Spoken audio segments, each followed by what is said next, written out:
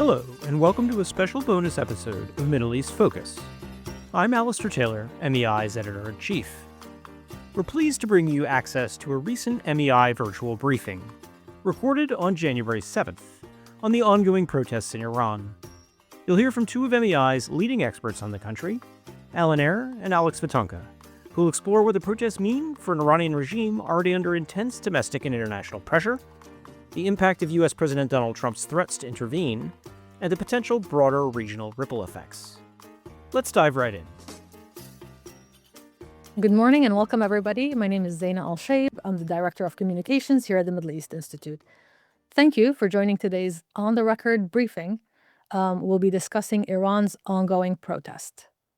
Iran is witnessing its largest demonstrations in 3 years, which are met by a severe government crackdown. The protests this time around are sparked by the country's sharply deteriorating economic situation, as regime arrests and killing of protesters have intensified. U.S. President Donald Trump has threatened to intervene, his remarks potentially taking on a more vivid significance in light of the American military extraction over the weekend of Venezuelan President Nicolás Maduro, who happens to be an ally of Tehran. What does it all mean? Well, to answer that question and more, we're joined by Eyre, Distinguished Diplomatic Fellow at the Middle East Institute. Alan retired from the U.S. Foreign Service in September 23 after a 40-year government career, which included negotiating with the Iranian government over its nuclear program. We're also joined by Alex Vatanka, Senior Fellow at MEI, and the author of the book, The Battle of the Ayatollahs in Iran, the United States Foreign Policy and Political Rivalry since 1979. Thank you both for joining us today. Thank you, Zeina. Great to be here. So as usual, we'll have the Q&A segment during the session. And if you'd like to ask a question, please use the raise hand function here in Zoom. And once selected, we'll unmute you and you could direct your question to our panelists. You're also welcome to type your questions in the Q&A chat box here on Zoom. And I'll read the questions to the panelists. Alan, let me start with you. What's your reading of these protests in Iran? Who's participating in them? Okay, well, it's a pleasure to be here today. I want to start off at the risk of sounding like one of President Trump's cabinet appointees at one of those televised cabinet meetings. I have to say that the piece that my colleague Alex just put out on the MEI website covering the protests is fantastic. So I would recommend anybody who wants very insightful coverage of the protests to read that. I've been following around for 40 years and I found it incredibly useful. Okay, so what's happening in Iran? Again, I think this is just another data point showing that the Islamic Republic of Iran is unwilling and unable to govern its people. I don't think it's going to lead to regime change. I think it's like, it's like fires in California. What starts off, the spark that starts the conflagration is to an extent irrelevant. This time, unlike the Mahsa Amini protests, it was the fact that the Iran's economy is in a near-death spiral. But then, as Abbas Abdi said in a piece at Etamad, I think yesterday, in a country where you don't allow protests, all protests eventually become political. So this started off economic with the people in the bazaar in the electronics sector, I think, complaining about the horrible exchange rate, but it quickly expanded both in terms of types of participants and in terms of geography. I think now there's a lot of, even for many rural areas, to include Elam, there's lots of protests springing up spontaneously. So, right now, at day whatever it is, it started the 28th, day 12, it's still, I think, smaller in extent than the Mahsa Amini protests were, but it's still ongoing. The government is using its usual toolbox of repression, of playing with the internet, of tear gas, of some, shooting protesters, arrests, and also blandishments. In terms of President Pezeshkian seems to be the tip of the spear in terms of making placating sounds about fixing whatever economic complaints people had. And if you look at his new draft budget, the 1405 budget, it is seeking to take steps to throw money at and to make the economic situation better for the lower strata of Iran's economy, who are really tasting the lash of Iran's economic ineptitude right now. Inflation's at 40%, but, food inflation, as in December, I think, of last year was like 75%. Just one example. The economy really is in a free fall. People are upset, especially the lower sectors.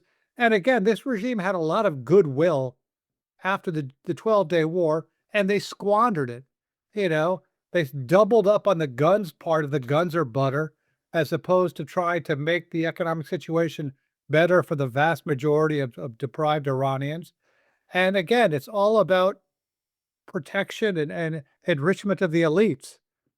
My last point, and I'm very interested to hear what Alex says is, yeah, you're seeing mass immiseration and protest of the precariat, the proletariat, whatever you want to call it, the lower classes in Iran, but the elite is still holding strong, which is one of the differences between the protests we saw, that led to this Islamic Republic of Iran. There doesn't seem to be elite defection.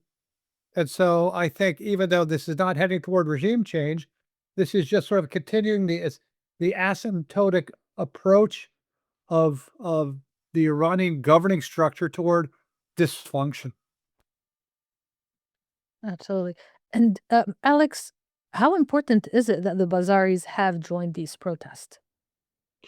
Zeina, first, thanks for doing this, and great to be with Alan, whose views always are superb, given his decades of watching Iran so closely as he has. Look, I think, obviously, as Alan just pointed out, we have seen, if you go back to, say, 2017 and start counting the number of major nationwide protests, there's been about 5 of those. And I would say probably 4 out of those 5, the trigger for people to come out to the streets, one way or another, was economic related. Price of fuel going up, or in this latest case, the currency, the Iranian rial collapsing, and which coincided with his terrible budget that Pezeshkian put out. So the economic trigger has always been sort of oftentimes the reason why people come out. But as we all know, the underlying factors why people stay out in the streets, it's much bigger than just economic issues. In terms of the bazaar factor, I mean, again, I don't want to make too much out of the Grand Bazaar in Tehran. We're not in the 1970s anymore. Iran's economy is a very different animal than it was half a century ago. But at least if you take Ali Khamenei, the supreme leader's words seriously, and he put it this way on Saturday, he called them sort of pious, regime-supporting segments of society.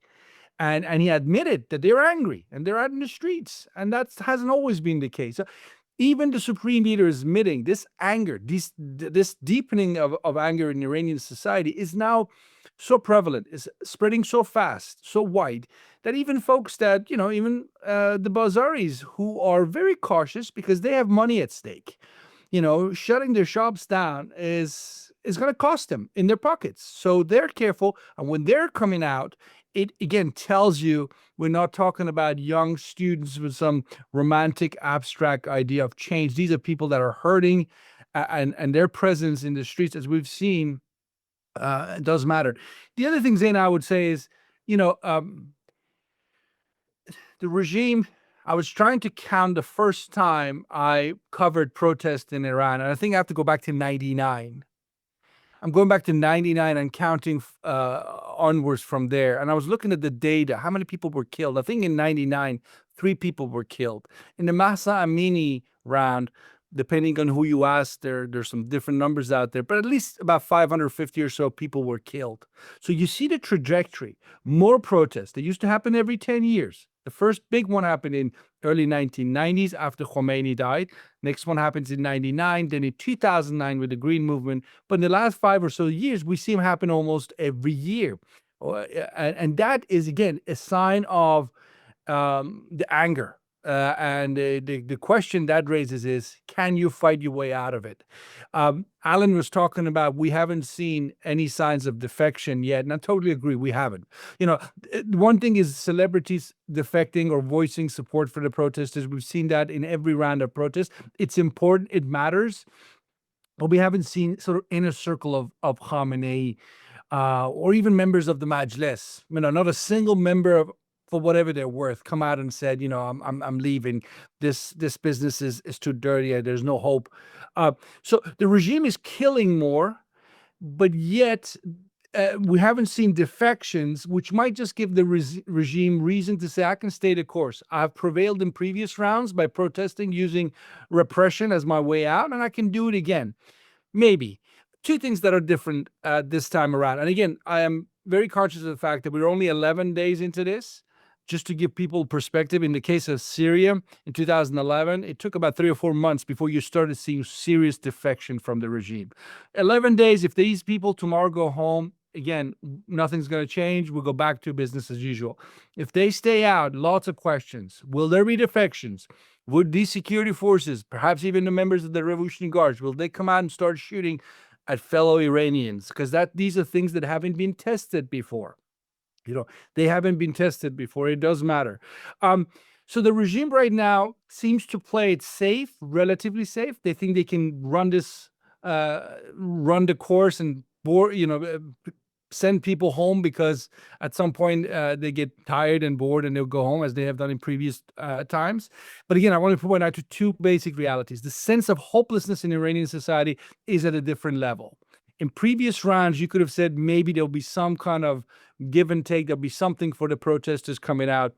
There is no sign of that. You have an Iranian president, which is the figurehead of the regime, not the actual power, but he's out there openly saying, I don't have any power and I don't have any money and things are just going to get bad and worse. And on the other side of the world, you have an American president who's going to be there for 3 more years who is saying, I'm not giving up. The pressure will be on, and there is no prospect of a diplomatic resolution. You put all these things together, that creates the sense of hopelessness in Iranian society I'm talking about, but also gives reason for the regime to really worry about whether this round is different. I'm sure we're going to maybe get to Venezuela, but what is different this time around? We certainly haven't had an American president come out and support Iranian protesters the way he has, including, threatening to use force. Again, that I'm thinking in the long term, depending on how long these protests continue, might shape calculations, not just of the protesters and their willingness to stay out in the streets, which, by the way, is the one thing all the opposition, this otherwise divided Iranian opposition, there's one thing they all agree on. If you're in Iran and you think life is terrible, there's only one way you can fix it. Go out in the streets and let it be known to the regime. If you go home, it's not going to change anything. So there is this difference from the past where everybody says stay in the streets. Will they stay in the streets more so now than before because President Trump is saying, I'm on your side? And by the way, he's not alone. We've seen both Democrats and Republicans in Washington, for whatever it's worth, express support. But I just wanted to say something to Alan. I understand Alan's cynicism. I totally get it. It's grounded in reality that, it's probably not going to result in anything big. But I do wonder if this time is slightly different. In fact, it could turn out to be quite different from, say, the Mahsa Amini protest of 2022. Time will show, but I see the early signs of why it could turn out to be different going forward. Let me stop there, Zeina. Thank you. Thank you, Alex. Alan, what are Khamenei's options right now, realistically? I mean, the Iranian regime is to a certain degree facing a dilemma. If they do crack down like they normally do with previous protests, there's Trump's threat that they have to deal with. But if they don't crack down and they let the protests just continue, they also could risk emboldening the protesters. So realistically, what are his options? Well, I mean, it's theoretically possible. And there was an article or an editorial, I think in the Financial Times or something today, that he could bend the knee and accept the U.S. conditions for negotiations. I think certainly in the foreign ministry, Iran is keenly eager just to start any sort of diplomatic process because it thinks that will take the worst of the economic pressure off its currency and off of Iran.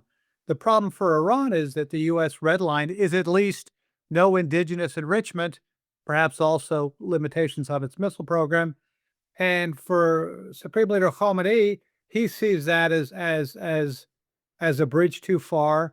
His working model of international relations is you show compromise in the face of pressure, you show weakness in the face of pressure, that just invites further aggressions.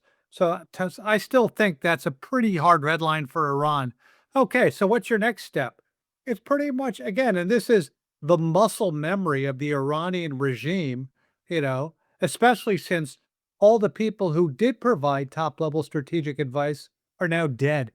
They were killed in June, right? The people that Khamenei really trusts, many, if not most of them, are dead. Um, so the regime is going largely on muscle memory.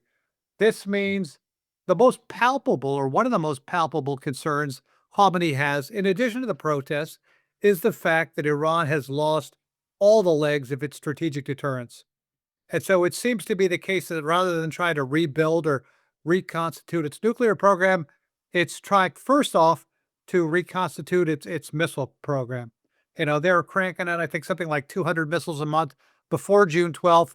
I certainly don't know where they're at now in terms of access to, that which they need to reconstitute their missile program, but they sense that they need to build up their missile strength. Israel's not going to let them do that. So what is Khamenei going to do? Again, I think he's going to try to do everything he can to rebuild his missile production facilities without inviting Israeli aggression. And I think he's going to use the playbook to suppress these protesters. They have a saying in Persian, "Man bidi nistem ke bachenin bard belarzam." I'm not the willow that bends with such a breeze. This is not their first rodeo. As Alex said, this has happened a lot, and it's happened a lot recently. And this is a leaderless protest, so you can't decapitate all the usual suspects as you could in some of the previous rounds. But it's not an organized protest, so there's a real question as to what comes out of just going to the street, other than showing, letting off steam and showing your dissatisfaction. It could escalate, as Alex said, if the IRGC or the besieged start killing people. But yeah, I think Khamenei's going to do, to a man with a hammer, everything looks like a nail. And to a man with an extensive, well-funded regime, coercion and suppression infrastructure, he's going to use it. And I think, at least in the short term, that will work.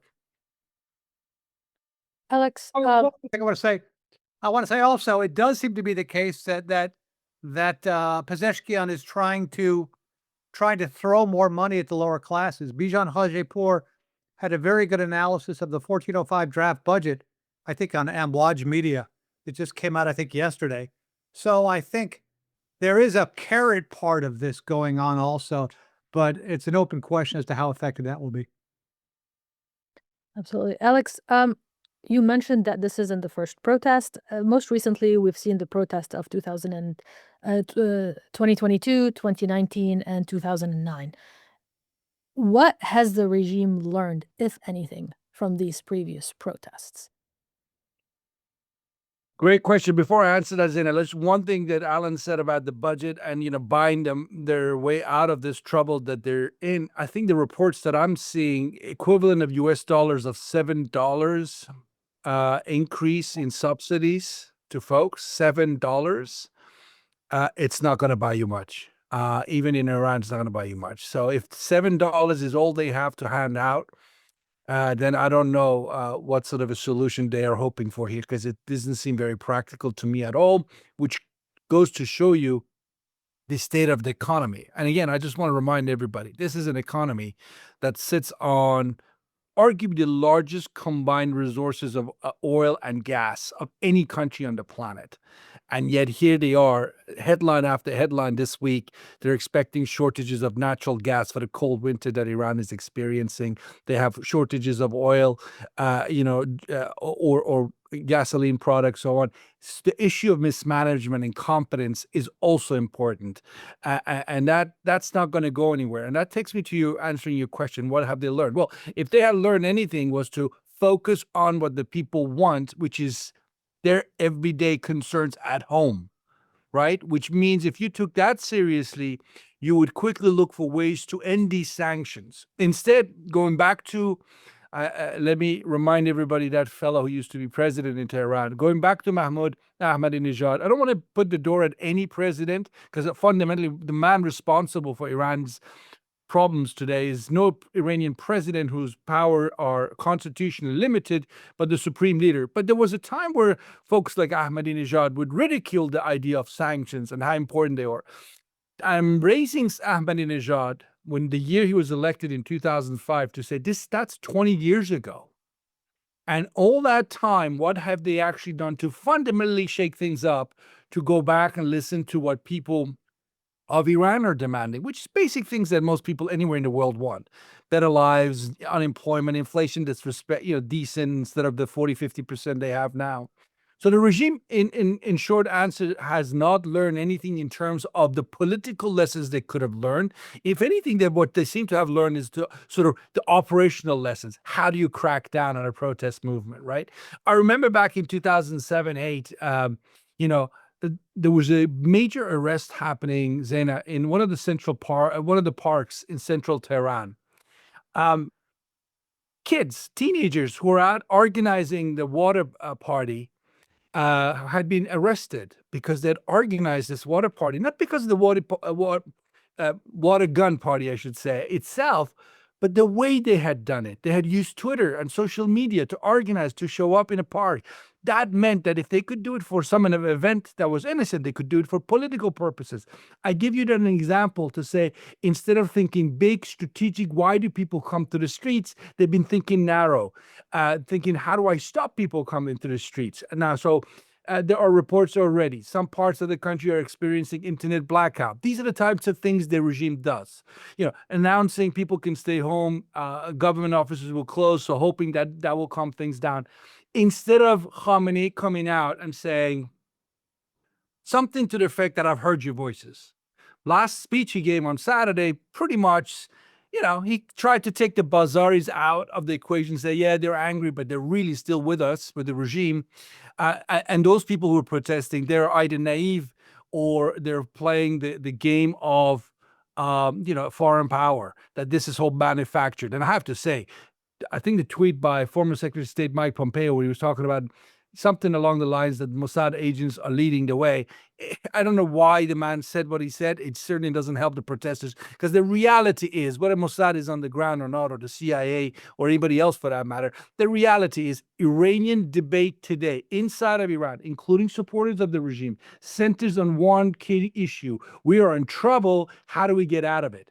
And you can point the finger at Trump, you can point the finger at any foreign leader you want, but the reality is it's deeply rooted in incompetence that is domestic, in lack of transparency, accountability, a vision, and a foreign policy that's been so costly for the country. Ideology has, sidelined the common sense in terms of how to run a country. So, to Alan's point, instead of trying to spend some money improving the lives of folks, you double down on the missile production and all the rest of it. Now, so that's really at the heart of what is going on, and what I think people in Iran are upset about. All right, let's open the floor to questions. If you have any questions, please type them in the Q&A chat box or use the raise hand function. I see that a few questions have come in already. We have one from Byron Callan. Byron wants to know, from a practical standpoint, what would U.S. use of force look like? How realistic is it to expect an air campaign that cripples the IRGC? Alan, we can start with you. I think certainly a kinetic airstrike by the U.S. is more likely than anything more severe, almost by definition. President Trump has said, if you keep killing protesters, you'll taste our wrath or whatever. Yeah, he could well decide to send a few missiles. I don't think you can't defeat the IRGC from the air, but you could definitely, take out some buildings, take out some installations, take out some key people. It's a question of whether the U.S. would do it by itself or in conjunction with Israel. But yeah, I certainly don't see it outside the realm of possibility that the U.S., in response to a bloodier suppression of Iranian protesters, decides to fulfill President Trump's statements, 2 statements so far, and take out some installations and or some people. Will that change facts on the ground materially? I don't think so. Yeah, it'll certainly make it worse. If anything, we've seen as a result of the 12-day war that, the Iranian currency vis-a-vis the dollar reflects people's expectations and hopes and fears about the future. And the fact that the currency has plummeted so much since the 12-day war is at least a part and function of kinetic attacks on Iran.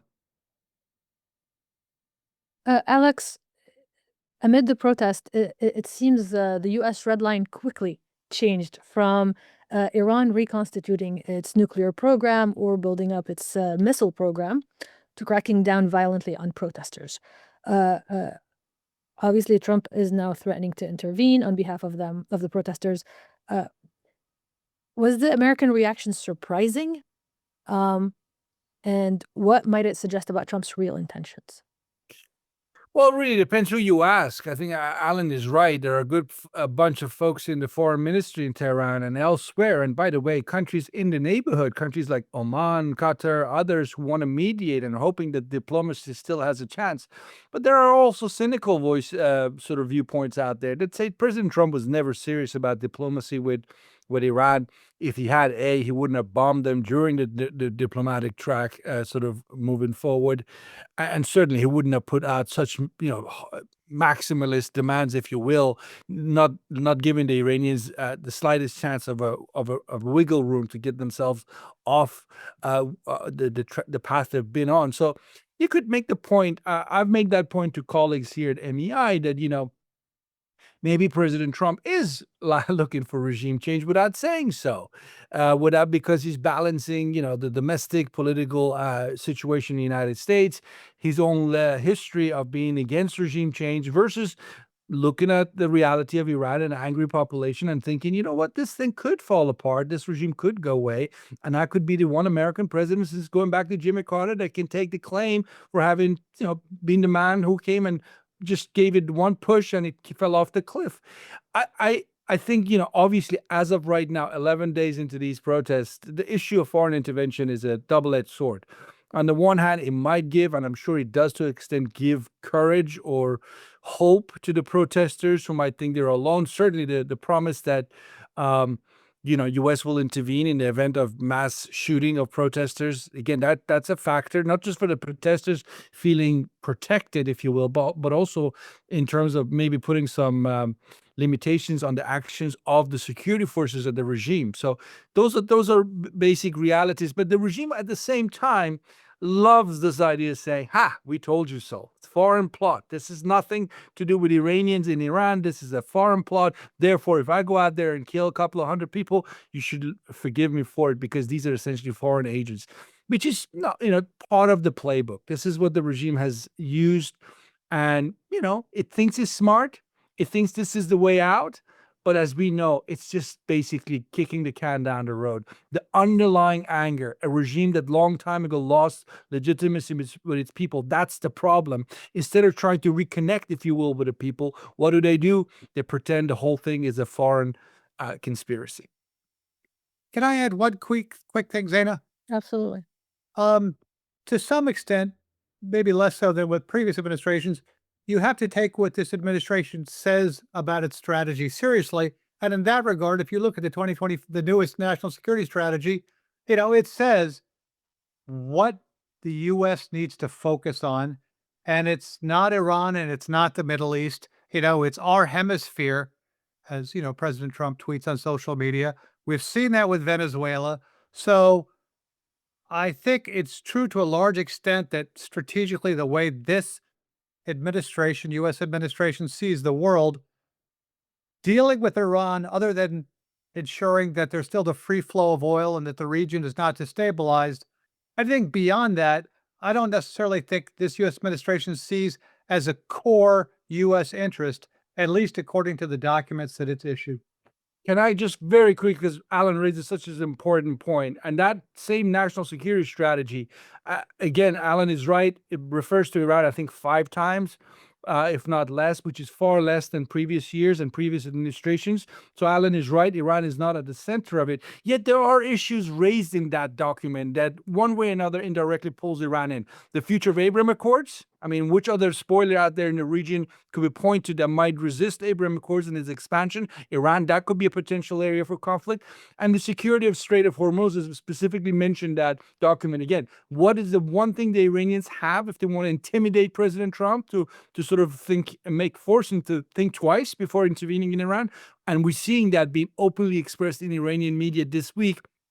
which is again this old slogan that if pressure is too much on Iran, it might be forced to close the strait. So the Iranians will be looking for, if you will, internationalize the conflict to the extent that they can. The one theme you're picking up a lot in Iranian talking points now is, if the Americans don't feel the pain, Trump will stay the course. Find ways to introduce pain for Trump, whether it's in the energy market, elsewhere.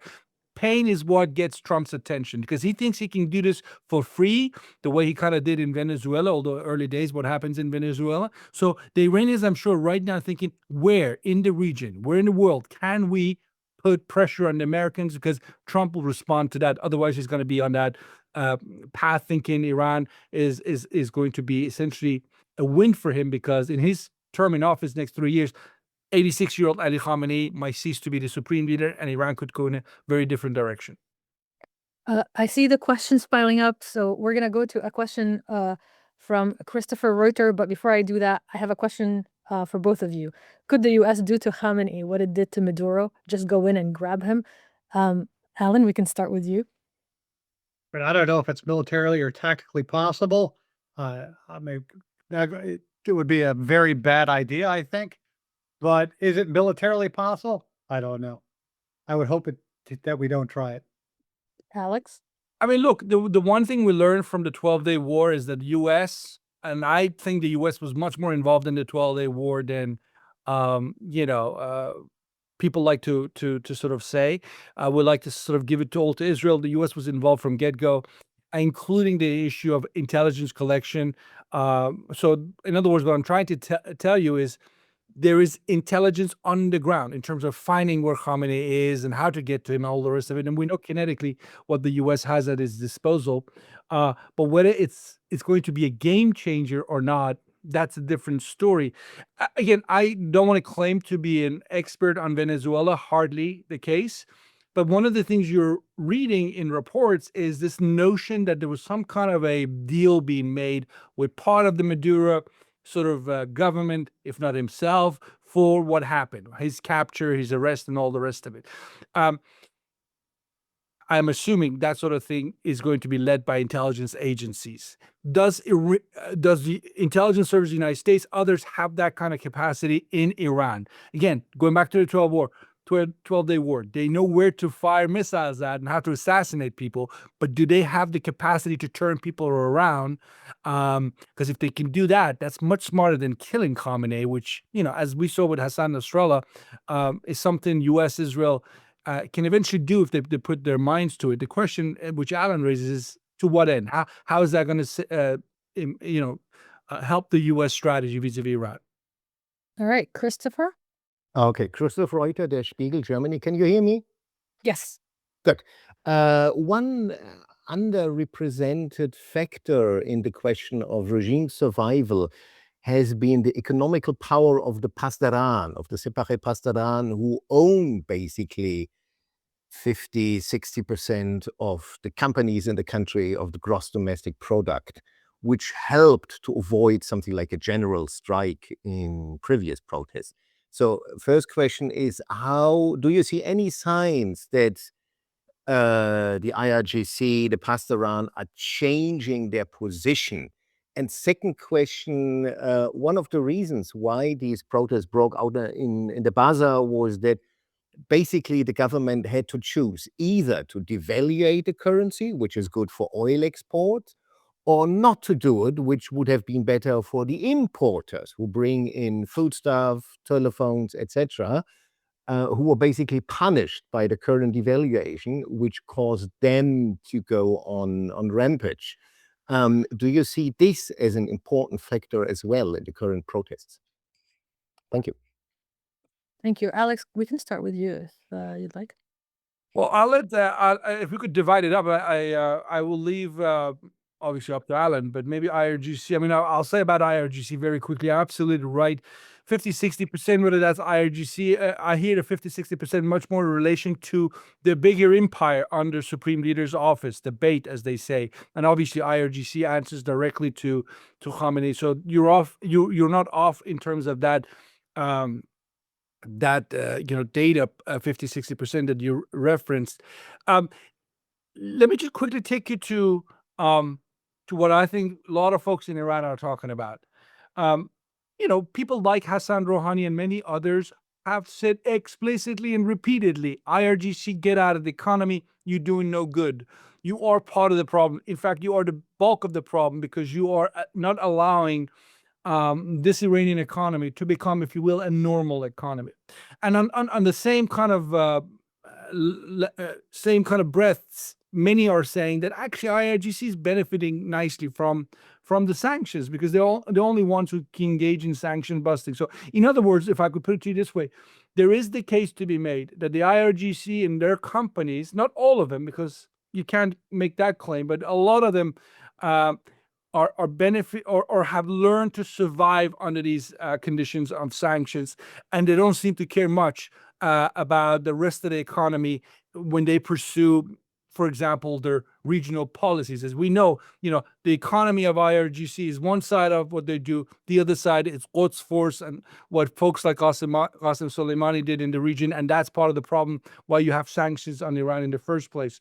I would also say very quickly on the issue of, again, I'm not an economist, but one of the factors that we hear is the problem of dollar herding. So people, exporters, get their revenue in places for what they've exported out of Iran, but don't bring the dollars back and keep the dollars because psychologically they don't trust the system. And that has created obviously a problem in the cycle of currency flow. And this is one of the reasons why Pezeshkian just a few days ago said they're going to stop giving out subsidized dollars because people are not bringing it back. People are not acting in a patriotic manner, if you will. Again, that takes us to this issue of, one, the psychology that's at play here, this notion that, yeah, this is a sinking ship. Why should I take the dollars back to Iran when I can keep it? And when the regime falls, I still have access to the money. But the other thing, which is something I referenced earlier, is this bigger issue of who is running the show. I mean, everyone in Iran seems to know what the problem is, but when you identify a major corruption scandal, when you identify a single individual or a specific individual doing something that's hurting the economy, if that individual, which happens almost always to be the case, is somehow tied to Khamenei's household, is the Supreme Leader's office, what does the Supreme Leader say? We've seen this time again. Don't talk about bad news. Don't drag it out. If there is corruption, just put it aside and move on. In other words, he is one of the reasons why you have a system where people can put dollars away, not bring it back. And if the president can't do anything, and the president of the land comes and says publicly and openly, repeatedly, I don't have the power to change it. Again, I'm pointing to much more deeper structural problems that are at the heart of this, as opposed to, what is happening to the price of dollar. Alan, anything to add? I tell you, I'm reading a good book now called End Times by a guy called Peter Turchin. And he had such a good sentence, I wrote it down for you today. He said, immiserated proletarians are not the ones who run successful revolutions. The truly dangerous revolutionaries are frustrated elite aspirants who have the privileges, training, and connections to enable them to wield influence at scale. So, another way of looking at this is a class war, right? The IRGC and the people who serve there who now own companies, they're the elite. Iran is a plutocracy like so many countries in the world these days, and the elite are trying to maintain their wealth pumps that are sucking up wealth from the poorer classes and giving it to them. And again, as I said earlier, till now there's no elite defection. So as long as the IRGC keep having enough income and enough wealth to stay fat and happy, it's not necessarily the case that the Iranian government is unable to meet the demands of those people in the street. It's more so the case that they're unwilling. Can I quickly jump on that, Zeina, if I can? Yes, Yeah. Very quickly, because what Alan just said reminded me of something former Foreign Minister Javad Zarif said. He pretty much said what Alan just said, this issue of war, class war in Iran. In the context of his remarks, he said there are people who seriously shouldn't be in the business of running foreign policy. They're just not educated enough. They don't come from the proper middle class, which created a whole sort of pushback and uproar in Iran, or how dare you talk about the working class and the lower classes. But you have this fundamental problem in this system. Since 1979, many of the wealthy have either left the country or learned to play with the regime elements, and in order to be able to play, but giving kickback to the system. So the 50-60% of IRGC economy includes many companies that are private, but actually have one way or another some kind of a coverage or protection by IRGC. So we I shouldn't say we, because I'm not in that business, but the opposition, those people who want to see Iran change, need to start also taking this into account. What Javad Zarif said, that these people are just not qualified to run the country, that's not going to help. If you're trying to bring folks in the IRGC into accepting the need for change, you have to say to them, yes, you are part of this Iranian nation. There will be a future for you. You don't have to flee to Central Asia or hide somewhere. There will be a way out for you. That is happening, but only in the extent of what Reza Pahlavi, the obviously most known figure in the opposition, he's pleading with the security forces, don't kill Iranians, there'll be a future for you. But I think he needs to do more. They need to convince a lot of those 170 to 190,000 members of the IRGC that they can be a day for them, a future for them post Ali Khamenei, post the existing Islamic Republic, to capture the imagination, to get them essentially to what I think would be critical in all of this, to leave the regime one way or another. All right, we have a question from Chris Hutt.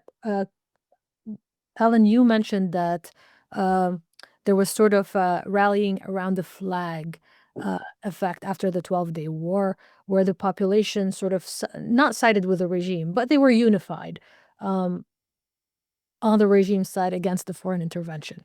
If there's a resumption of U.S.-Israeli attacks on Iran, can we expect the Iranian people to once again side with the government?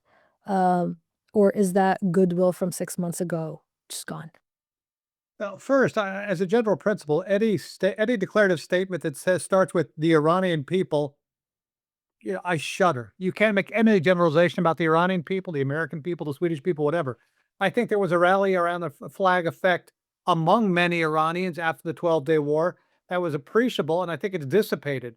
So in future attacks, I think there will be, some type of rally around the flag effect, because these attacks tend to reinforce the sort of ontology, the epistemological model that the regime is pushing out, which is we're alone, we're surrounded, everyone is seeking regime change, you can't trust them, it's not worth talking to them, right? Kinetic attacks in Iran tend to reinforce that playbook, but as long as the regime continues to squander whatever sort of momentum or popular goodwill attacks from whomever generate inside Iran, it will dissipate. And as we saw now, what is it now? It's, these things started this late December, and the 12-day war was mid-year. So, the bottom line is that as Alex said, it's a question of ta'ahud versus takhassus. Is ideological fealty versus competence. This regime tends to go with ideological fealty. The people running Iran are either corrupt or inept by and large, and that has economic repercussions that you can't dodge. Nature bats last, reality bats last, and right now, economic reality is at bat in Iran. On a similar topic, we have a question from Nimrod Novik. Nimrod wants to know, does the internal unrest increase the likelihood of Iran striking Israel? Alex? I think my gut feeling on that, obviously these are unusually tense days, but my gut feeling on that is that the regime does not have the confidence and does not want to go there. Now, I know that the argument could be made that if the regime, and by the way, again, some folks in Tehran, in terms of official media, are putting this idea out that if you feel we're going to be under attack, we have the right to preemptively do something to change the course of events, which is unusual. I mean, Iranians This regime does not usually talk in these terms. In fact, I think it's the first time I've heard them talk about preemptively doing something because they feel that, essentially the U.S. and others are going after them. Back to the point about conflict. So I don't think they want conflict. I don't think they want war. Even though if you could make the case that if you externalize Iran's problems, you could say, well, people will go home because there's suddenly a war situation going on. I doubt it. I think the regime wants to resort back to what it knows. Again, those types of tools that it has used repeatedly to scare people, intimidate, tire them out, and they will go home. That's what I think the regime wants. It just doesn't have the confidence. It doesn't. We need a lot of confidence to do something major in terms of striking out Israel or certainly U.S. bases in the region. I don't think they have that. I think the only time you can see this regime throw everything it has at anyone it can throw it at is when they really 110% felt the regime change was on the order and they got nothing else to lose at that point.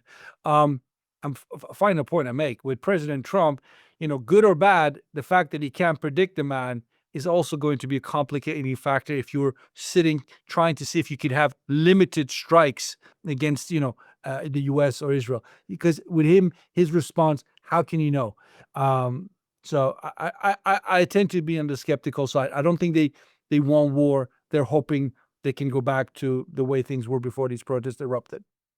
To reinforce what Alex said, if you read the statements, for example, by the Supreme Defense Council, the phrase they always use is in terms of Iran reactions, "Motanaseb gote va tayin konende." So proportionate, decisive, and determinative. So that's the language they keep repeating. Sure, there was something about reserving the right for preemptive attack, but I think it would be a mistake to focus just on that. All right, let's go to a question from Wolfgang. Can you Hi. please? Hi. It's a pretty sobering analysis so far. It looks like we're going back to square one. I don't see anything that will give anyone any hope of change. The question is, in my view, if a change has to come about, it will have to happen from within. And that means from within the existing structure. The question is, do you have any idea where, for example, there may be any rifts that you have noticed in this structure? Clearly, to me, a change would have to happen from within, and as long as there is cohesion, the way we have seen it, and I think Alan's cynicism is probably very much justified. We will not have any change. So my question is, where do you see any hope that change may be happening from within? Alan. I want to push back on the fact that I'm cynical. If a doctor says you have cancer, is he a cynic? So I wouldn't characterize my outlook as cynical. There was a provost of Trinity College, John Mahaffey. He had a great quote. He said, "In Ireland, the inevitable never happens, and the unexpected constantly occurs." Not just Ireland. So who knows what's going to happen in Iran, right?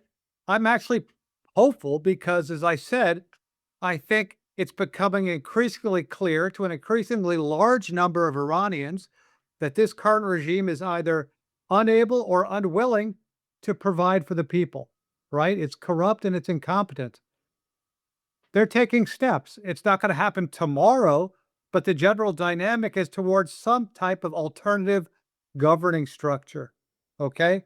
So will it come from within? It will have to come from within, because if we've learned anything from history, is that other countries really cannot impose a solution or kinetically alter for the better the domestic situation of another country.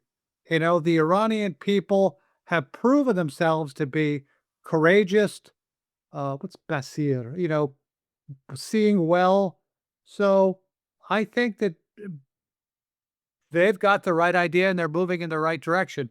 Will it result in a change tomorrow as opposed to 6 months, as opposed to 5 years? Aslan, nobody knows, right? But the whatever solution comes about will have to come about from inside Iran, from Iranians. Obviously, it can be helped from abroad, but the real heavy lifting has to be done by Iran, I think. All right. Alex, you said in an interview that protests are the last phase of state collapse. What do you mean by that? No, all I'm saying is it's not the first phase. You don't have collapse starting at the street level. Something really has to be rotten inside the system for the street protest to sort of, be the last nail in the coffin. And, we saw that in the case of Iran going back to 1979. I mean, it didn't start in the winter of 78 and result in the Shah leaving the country in January of 79. The signs had been there at least a year before, even if good folks around the world missed it, but it was happening. Look, I want to go back to this issue of structural problems. Fundamentally, you have an Islamic Republic that, if I had to guess, has about 10% of support in a country of 90 million, right? And it's not listening. It takes steps sometimes to ease the pressure on itself. We've seen that last 6 months with the enforcement of hijab. So they go about, and then they go back to it. They say, no, we have to do it because we are ideological. Let me quote Khamenei himself. Khamenei has repeatedly said, we are not in this government. We are not a regime here to improve economic lives. We're much bigger than that. We're about the afterlife. So if you want a government that deals with economic issues, why are we here? We're much better than that. That's his argument. That's his worldview. How do the question is how many people who are part of this regime and the ones waiting to take over can see through this argument and can see that this is not the way forward. I don't know the answer to that.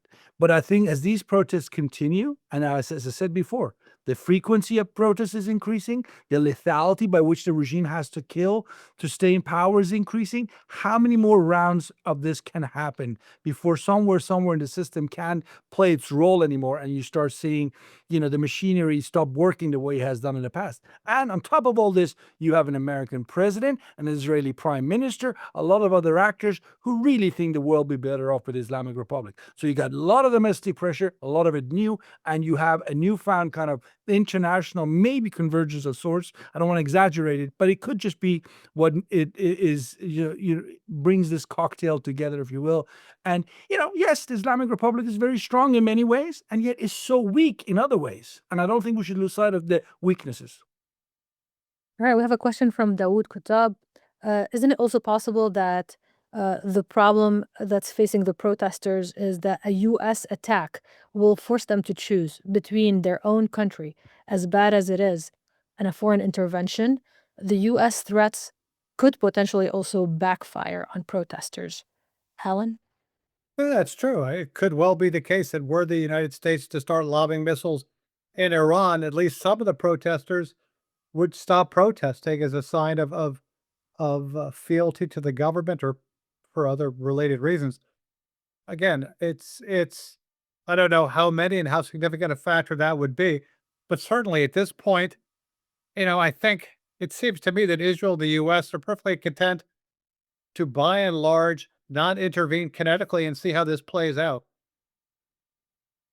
All right. We have a question about a New York Post article. Apparently, there's a recent New York Post article saying that there were plans in place for the Supreme Leader and his associates to go to Russia if things seriously deteriorate for him. Is there any truth to that? Do we know? Alex? Oh, no, because I'm not privy to those types of information. I would be very skeptical. Ali Khamenei has not left Iran since, I think, September of 1987, when he came to the United States to give a speech at the UN. I might be wrong, but he's certainly not a well-traveled fellow, and he hasn't been traveling outside Iran since he became Supreme Leader in 89. So I'm not sure if he's is ready to move to Moscow and join the likes of Bashar al-Assad. I think he would much rather have an ending like Hassan Nasrallah. I mean, again, I'm looking at it in the context of Shia Islam, the idea of martyrdom, all the rest of it. That fits much more with the narrative than, I mean, oh my God, I just could not imagine him getting on a plane and going to Russia. If you think that is a scenario, then I don't really think I would say you don't know the political, cultural context of the Islamic Republic and what Ali Khamenei, the man, is all about. All right, we have a question from Matt Bird. Matt, you can unmute yourself. Thank you. I'm wondering, how does the Shah's son, Reza Pahlavi, factor into the current situation? It's Alan's favorite question. Alan? And I was hoping you were going to ask Alex because I don't want to get flamed out by. Anyway, yeah. I think that 75% of Iranians weren't alive during the Shah's time. I think that in the 47 years since the Islamic Revolution, Reza Pahlavi has not built an effective organization inside Iran that could propagate influence. So I think that there is a non-zero number of supporters of Reza Pahlavi in Iran right now. I, however, do not think that he's a significant factor in what's going on in Iran. It's tough because obviously I'm not in Iran, and especially now with AI and everything, I don't trust videos coming out of Iran necessarily, unless some source that I trust tells me that they're legitimate. But and I know that certainly he has many fervent supporters in the Iranian diaspora and in other countries in the Middle East region, to include Israel. But as far as I can tell, support for him in Iran is not what I would call a significant factor. Period. Alex, would you like to add anything? Look, I mean, I would point out, I think, two obvious issues here. One is, Reza Pahlavi, in terms of name recognition, there is nobody that compares with him in terms of name recognition. If you're looking for a leader symbol, he's there. He's the man. But I think Alan's got a point in terms of the organizational. I mean, it's missing. It needs to be done. A lot of it should have been done much earlier. If you were trying to put an opposition that really puts the fear of God in the Islamic Republic, I don't think Reza Pahlavi so far has done that. I don't want to read too much into the fact that he hasn't had an audience with Donald Trump did in the White House. A lot of people making a big deal out of that. I don't think necessarily that's the case. But I think a more fundamental issue and a lot of people have this question. A lovely man as Reza Pahlavi is in so many ways, does he want the job? And he needs to deal with that issue. He needs to be much more convincing. He actually does, not necessarily in the shape of his grandfather or father, but at the very minimum, as a steady set of hands that can be the leader of a transition process from the Islamic Republic to something that clearly the vast majority of Iranians want: democracy, respect for human rights, a end of a confrontational foreign policy, and all the rest of it. And if Reza Pahlavi, who I think shares all those things I just point out, if he can be a steward of sorts, a leader, and be leading that process, empowering that process, and as I said, he needs to do a lot more work on that. But if he can do that, he's a strong candidate for that sort of a job. All right. As Alan mentioned, Alex wrote a great article that I just shared it with you all in the chat box. I do want to end with a question for both of you, starting with Alan. How can Iran help itself? Starting with me or starting with Alex? With you. Iran is helping itself. Again, it's power is taken, not given. The Islamic regime is not going to change of its own accord because its elites are making good money and happy with the status quo. An increasing number of Iranians, the majority, are being impoverished and immiserated by their policies, and they're seeking a change. They should keep seeking it.